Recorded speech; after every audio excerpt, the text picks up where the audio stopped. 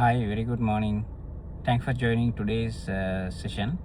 So today we are going to discuss about the another important fact relating for the FTA portal, which is FTA amendments. So what do you mean by these FTA amendments?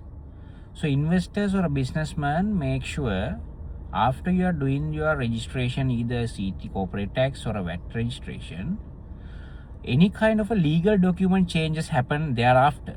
So you need to make sure properly that documentation changes has to be notified to the Federal Tax Authority.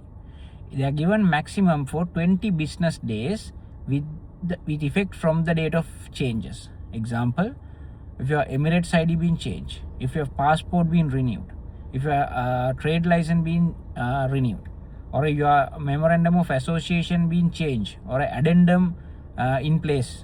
So any kind of a legal documentation which was submitted at the time of initial registration and subsequently those any type of legal documentation changes, any changes happen, investors or a businessman, you should have a responsibility to inform these changes to the Federal Tax Authority within 20 business days. If you failure to do so, or if you submitted this documentation after 20 business days, you might impose a penalty. So in order to avoid these unnecessary penalties, make sure these compliances correctly.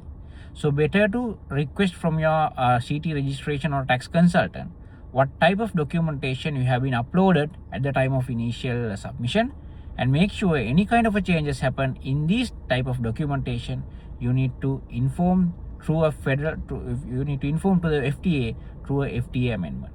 So thank you very much for joining today's session.